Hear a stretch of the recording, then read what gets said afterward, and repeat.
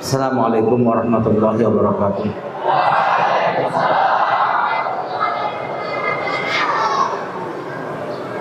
Innal hamdalillah nahmaduhu wa nasta'inuhu wa nastaghfiruh wa na'udzu billahi min shururi anfusina wa min sayyiati a'malina. May yahdihillahu fala mudilla lahu wa may yudlil fala hadiya lahu. Asyhadu an la ilaha illallah wahdahu la syarika lahu wa asyhadu anna Muhammadan abduhu wa rasuluh sallallahu alaihi wa ala alihi wa sahbihi wa sallam tasliman katsiran. Amma ba'du. Baik. Alhamdulillah, kita bersyukur pada Allah Subhanahu wa taala pada siang hari ini kita berjumpa kembali untuk belajar fikih bersama kitab Dalilul Talib. Untuk yang baru-baru nanti akan dibagi insyaallah taala dari kantor. Baca kitabnya masalah paham nanti. Pokoknya penting bawa kitab. Kenapa demikian? Karena kita itu motivasi. Butuh motivasi untuk bisa maju. Tanpa motivasi, seorang itu akan sulit untuk berhasil. Maka Nabi kita mengatakan dalam sebuah sabdanya dalam Sahih Muslim dari hadisnya Abu Hurairah radhiyallahu anhu, dia mengatakan, ihris ala ma yanfa'uka wa la ta'jaz wasta'in billah. Semangatlah. Semangat ini tidak mungkin terjadi tanpa motivasi.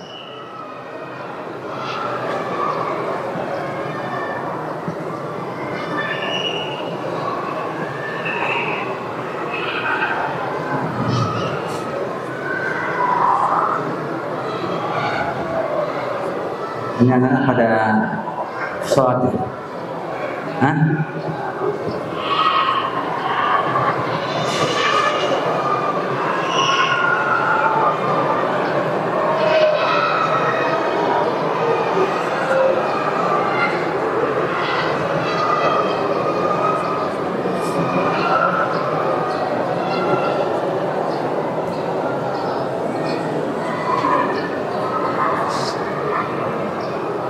Apa diminta ke atas ya, anak-anak ya? Soalnya di atas. Hah? Ya nggak apa-apa. Biar tahu ya bahwa berisik itu memang tidak menyenangkan.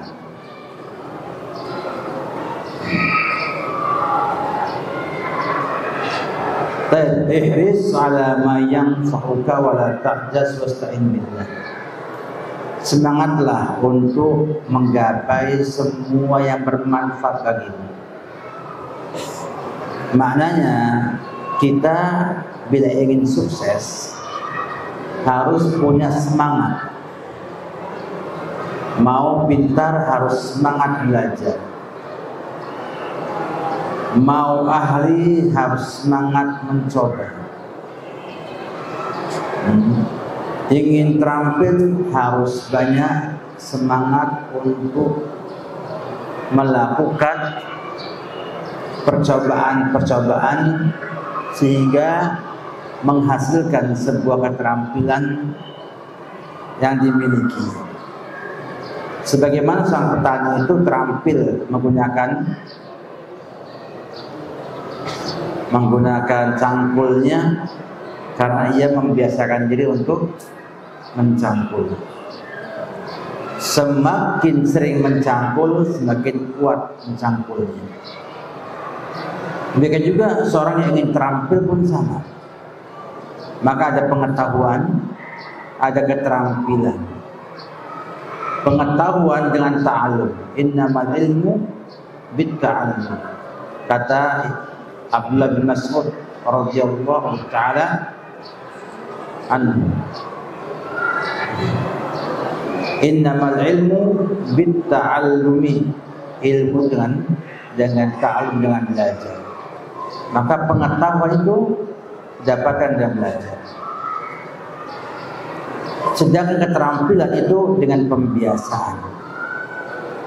Semakin seorang itu biasa berbuat, semakin mudah, semakin terampil. Maka seorang itu ketika ingin membiasakan butuh semangat. Ketika ingin belajar butuh semangat. Maka awal yang kita harus munculkan adalah motivasi kita. Ini yang harus ditumbuhkan pada jiwa setiap santri adalah mau apa kesini? Apa hanya ingin main-main, ingin ngobrol saja, atau ingin belajar? Sehingga nanti akan memungkinkan ia untuk bisa menggapai yang diinginkan. Tanpa motivasi tidak jalan. Tanpa motivasi tidak akan berjalan. Kayak mobil kehabisan bensin, tidak bisa jalan, didorong pun susah untuk maju. Maka penting, makanya pernah mengatakan bahwa di antara hebatnya Islam adalah memotivasi semua pemeluknya, semua muslim untuk belajar. Dan belajarnya juga long life learning, belajar sepanjang masa. Belajar sepanjang masa. Maka antum pun demikian. Harus punya prinsip bahwa saya itu belajarnya sepanjang masa.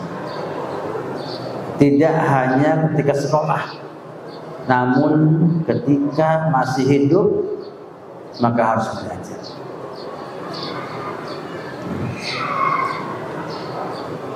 Nah, motivasi ini harus ada pada kita semua dan harus dibentuk.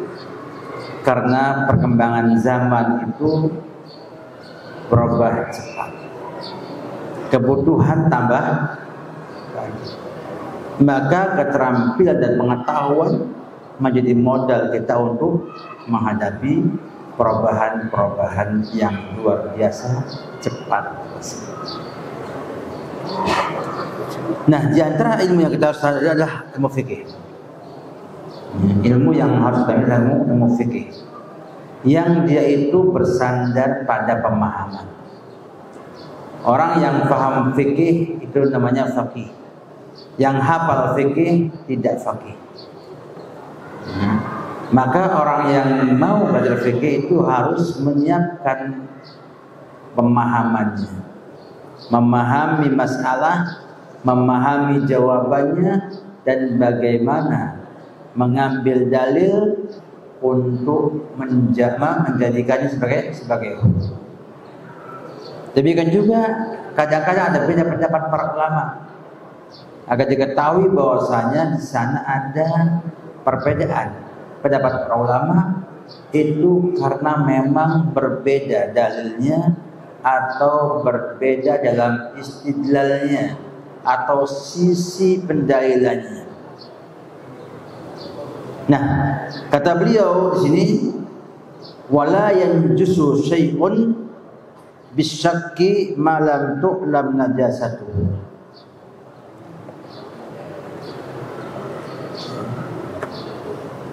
Masih dalam bab aniyah, bab al-aniyah. Nah, setelah kita membahas bahwasanya aniyatul kuffari wa thiyabuhum tahiratun, bajananya orang kafir dan bajunya orang kafir itu hukumnya apa? Suci. Jadi kalau antum misalnya pinjam baju orang kafir, boleh nggak? Boleh dipakai. Kenapa? Karena dia tahirun, ya, suci. Sampai nanti ada di sana kepastian ternyata bekas dipakai untuk bungkus daging babi misalnya.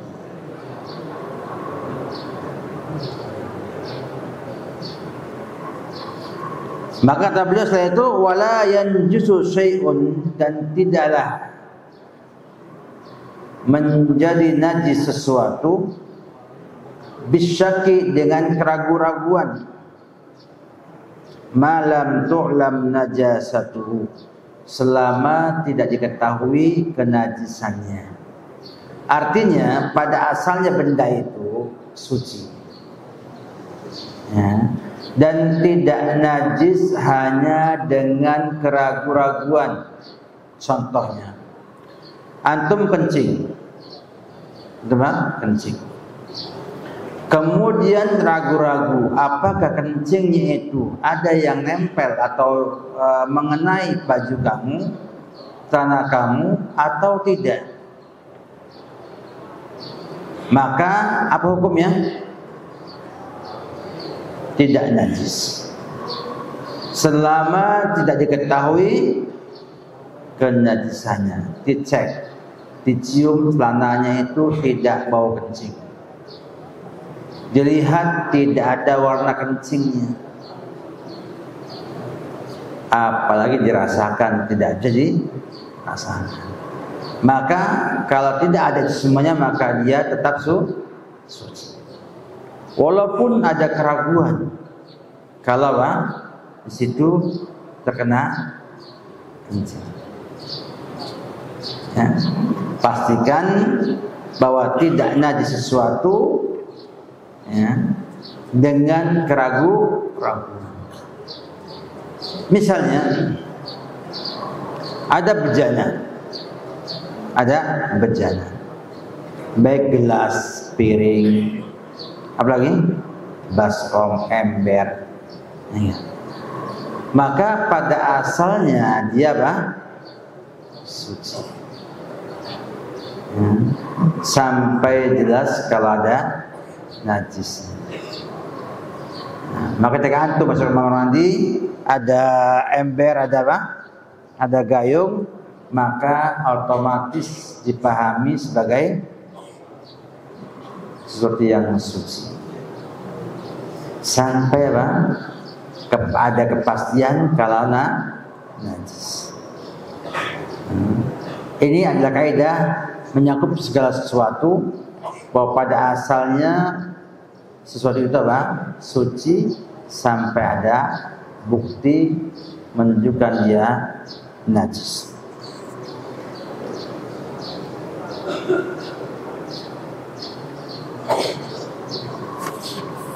Dan ini masih dalam kaidah yang cukup ma'ruf, namanya kaidah la yadullu al-yaqin bisyak, atau la al-yaqinu la yazul bisyak. Yang yakin itu tidak akan hilang dengan keraguan-raguan. Misalnya, antum ini santri Ibnu Abbas, itu yakin ya? Yakin. Maka tidak hilang status santrinya hanya dengan keraguan. Harus pasti dikeluarkan dari pesantren. Ya. Demikian juga kalau antum lihat dalam bejana kita, piring kita, pada asalnya piring itu suci sampai ada bukti najisnya. Nah, ini penting, kenapa? Karena akan menghilangkan was-was. Ada yang wudhunya nggak selesai, wudhu terus, kenapa? Was-was. Nanti nggak sah. Kencing itu harus buka celana dulu, buka baju dulu baru kencing. Kenapa? Takut kalau percik kencing, namanya melampaui batas hulu. Kemudian kata beliau, wa azmul maitati, dan tulangnya bangkai, wa qarnuha, dan tanduknya, wa dhufruha, dan kukunya, wa hafiruha. Hafir ini namanya kuku untuk kuda dan onta. Apa namanya? Ya. Ini kan kuku ya.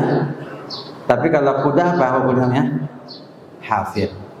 Ya, kuda yang antum lihat kuda ya. Ininya kan bentuknya apa?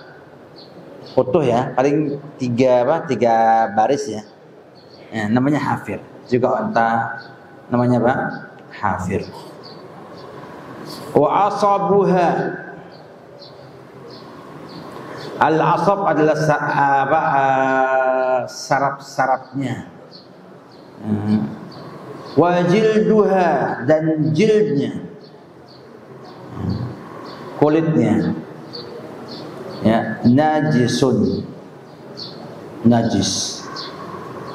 Tulang bangkai, tanduknya bangkai, kukunya bangkai, kuku kaki. Hafir itu kukunya apa? Yang gede-gede ya. Jangan pakai jari. Kalau jari namanya apa? Kuku. Kalau nggak pakai jari namanya hafir. Kayak kuda itu apa? Kukunya namanya hafir. Kan juga sapi, ya, kerbau, banteng, ya, semuanya namanya hafir. Wa asabuha wa jilduha, itu najis.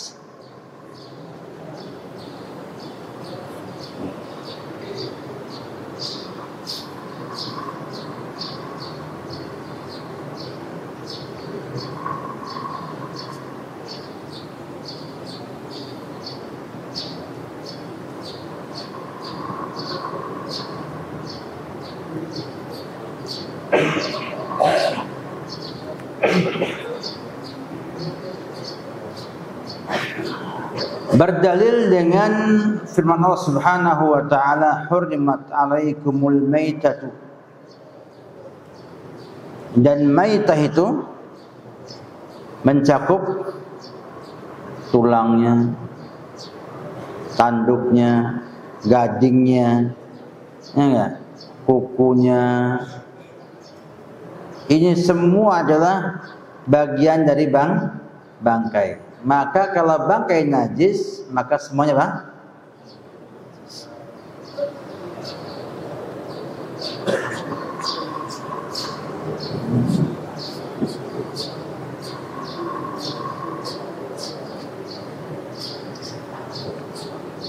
Mazhab Hanabilah dan juga Malikiyah mengatakan bahwa tulang bangkai, ya, tanduk bangkai, kuku bangkai, hafirnya, dan kulitnya itu apa? Najis. Namun untuk, ya, rambutnya atau bulunya, ada namanya rish, itu bulu ayam. Apa namanya? Bulu ya? Bulu bukan bulu ayam, no? Bulu ya. Ada bulu domba, bulu juga wol. Sama enggak? Ada rambut, kayak apa? Rambutnya kambing. Kambing apa?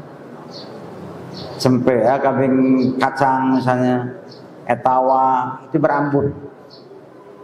Kalau domba apa? Berbulu. Kalau ayam berbulu. Itu semuanya suci. Suci. Ini mazhab Malikiyah dan juga mazhab Hanabilah. Kalau kata mazhab Syafi'iyah, semua najis. Baik itu tulangnya, kulitnya, rambutnya, semuanya apa? Najis semua.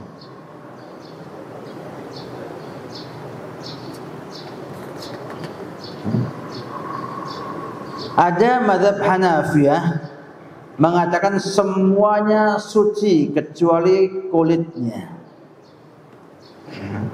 Daging dan kulit yang dia itu najis, sedangkan yang lainnya dari tulangnya, dari tanduk, gading dan lain sebagainya itu adalah suci.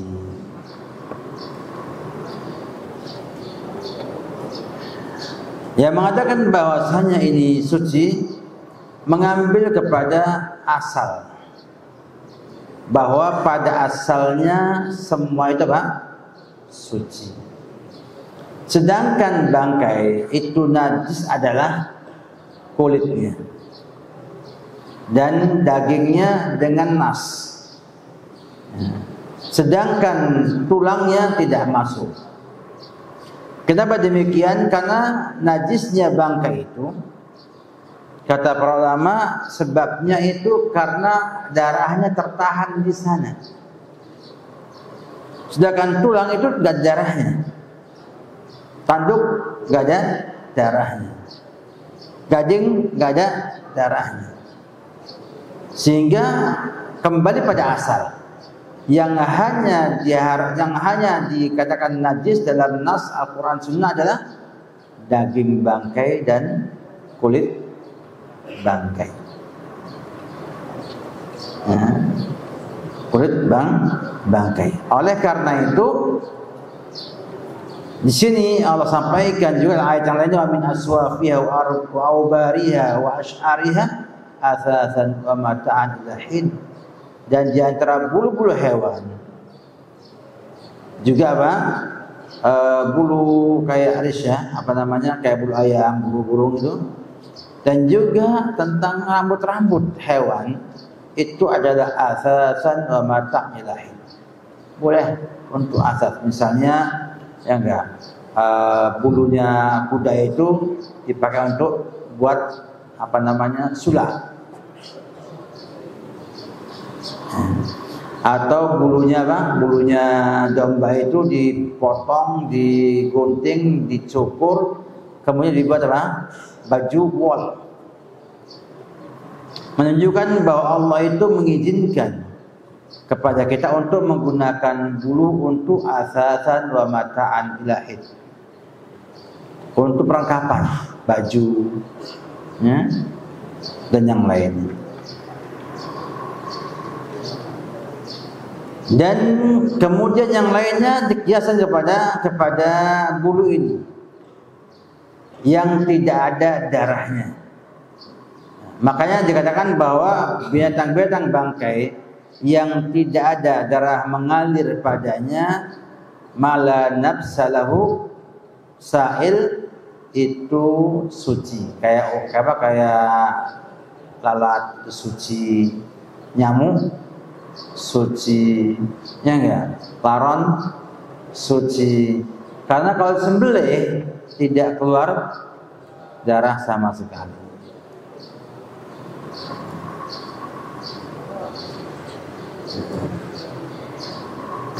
Yang rajih adalah pendapatnya Abu Hanifah. Dimana bahwa semuanya adalah suci. Dikuat oleh Ibn Abdul Abbas At-Taimiyah rahimahullah ta'ala dan disebut kepada jumhurnya salaf. Karena pada asalnya itu suci dan tidak najis sampai ada dalil yang menyatakan najisnya benda-benda tersebut. Maka Imam Al-Bukhari rahimahullah ta'ala, yang tidur hati-hati. Ya, saya sudah pakai kacamata. Yang tidur saya akan tanya, berdiri.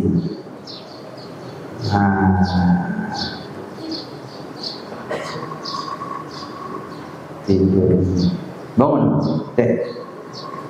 ini bangun. Nah, berdiri.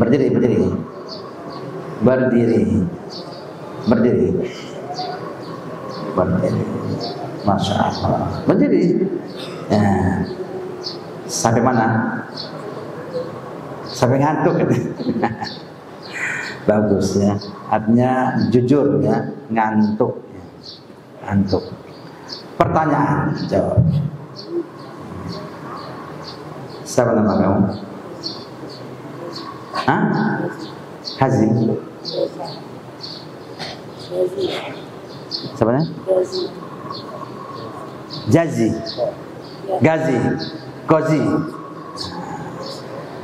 Ya, Arabnya Ghazi. Ya, artinya apa? Prajurit perang. Nah, tapi kalau mau perang kok tidur, gimana coba? Tentara mau perang tapi tidur, selamat nggak? Hah? Selamat ya, dikira mati.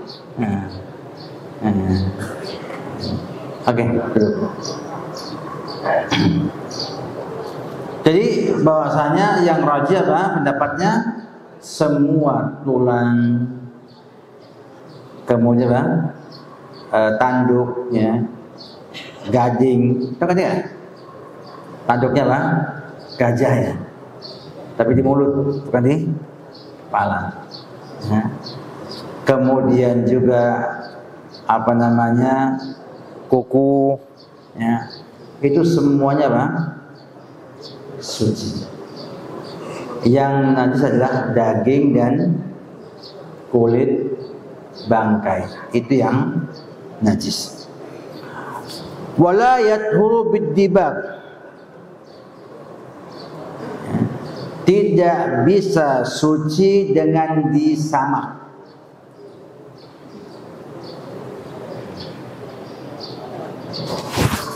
Dalam mazhab Hanabilah, mazhab Ahmad bin Hanbal di sini, bahwasanya tulang itu tidak bisa menjadi suci dengan dibersihkan dan dikeringkan. Samak itu, kalau itu punya kulit disamak itu artinya apa? Dibuang dagingnya, dikasih garam biasanya, dijemur sampai hilang dagingnya yang melekat di sana, dan sampai kering. Nah, biasanya zaman ini agak mudah dengan dikasih cairan kimia, sehingga kulit itu bebas dari semua daging dan lemak yang ada. Namanya didibak, disiap, disamak. Baru kemudian dipotong-potong untuk menjadi sepatu, dompet, dan yang lain-lainnya. Orang zaman dulu itu kalau punya kambing sembelih, diambil dagingnya, kulitnya di mana? Disamak, dibersihkan dan dibuat bejana, dibuat jadi tempat penampungan air. Jadi apa? Jadi alat media air. Namanya kirbah. Sekarang kulit kambing diapain? Dikerok, ya, dikerok kulitnya, bulunya, dimakan apa? Kulitnya. Jadi krecek, jadi apa? Kerupuk kulit, ya enggak? Dan dimakan habis. Makanya masya Allah zaman ini jadi saya ini kalau beli kambing, makan kambing itu dimakan semuanya, kecuali apa? Tulang dan kotorannya. Semua dimakan. Kalau seandainya tulangnya bisa di presto, jadi empuk, dimakan juga. Dimakan juga. Dulu tahun 90-an, teman-teman yang di Pakistan itu, ya, itu melihat mereka motong kambing, itu dibuang kulitnya, dibuang kakinya, dibuang kepalanya, sama teman-teman diambilin, kulitnya dibersihkan, dibuatlah apa? Kerupuk kulit, kakinya disop kaki, buntutnya diambil, dibuat sop buntut, kepalanya diambil, digulai. Orang kaget semua. Apa ini katanya? Kok dimasak? Tapi ketika mencicipi sop kaki, mereka apa? Jadi pengen lagi. Memang dulu begitu. Saya tahun 92 di Pakistan itu beli kaki ceker ayam sama kepalanya itu awalnya gratis. Nah, ke pasar minta aja dikasih, suruh bawa pulang, suruh bawa pulang. Nah, jadi kepalanya itu dibuang sama kakinya, kita ambil. Ke pesantren kita masak. Orang Afghanistan dan Pakistan yang jadi santri di situ itu meramal haram katanya masak itu. Kata kita sabar, matang dulu ya, matang kita ajak makan. Senang juga, senang apa? Jadi Indonesia hebat ya, bisa memanfaatkan semuanya tanpa kecuali. Kambing pun sama, sampai kotorannya pun dimanfaatkan untuk pupuk tanaman. Tanduknya dipakai itu apa? Ngerokok. Ada apa? Ngerokok. Untuk apa ya? Pipa ngerokok. Nah, ini saya luar biasa, ya. Ya. Kreatif, tapi sayangnya bodoh agamanya. Baca Quran nggak bisa. Jadi kata dia bahwasanya la yathuru bid-dibaq. Sedangkan dapat yang roji yang mengatakan bahwasanya semua itu suci kecuali kulit dengan dagingnya. Dagingnya jelas tidak mungkin disamak. Tinggal kulitnya. Apa hukumnya kulit bangkai disamak? Jadi proses kayak orang membuat kulit. Kata para ulama rahimahullah panjang lebar ada 5-6 pendapat, tapi yang rajih kata Syekh Utsaimin rahimahullah taala adalah hanya kulit bangkai yang dimakan dagingnya. Kayak apa? Kayak kulit sapi, kulit kuda, kambing, buaya. Buaya itu apa? Boleh dimakan dagingnya karena hewan air. Maka kulitnya boleh dipakai disamak. Kalau antum pakai dompet dari kulit buaya, maka hukumnya boleh. Karena apa? Karena dia adalah kulit hewan yang boleh dimakan apa? Dan saya punya kulit buaya.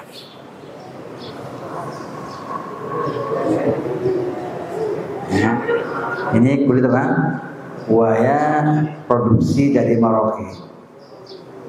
Dari Merauke. Tahu Merauke ya? Ujung paling apa? Paling timur. Ya. Timur bagian utara. Namanya apa?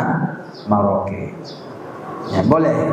Tapi kalau kemudian buaya itu hewan yang nggak boleh dimakan dagingnya, maka nggak boleh juga Pak pakai dompet kulit buayanya. Jadi demikian, ya. Sampaikan bahwasanya kulit bangkai itu bila disamak jadi apa? Suci. Jadi suci apabila dari hewan yang dihalalkan memakan dagingnya ketika masih hidup. Ya. Demikian dulu pada siang ini, banyak yang ngantuk. Ya, kita kasih diskon hari ini. Ya.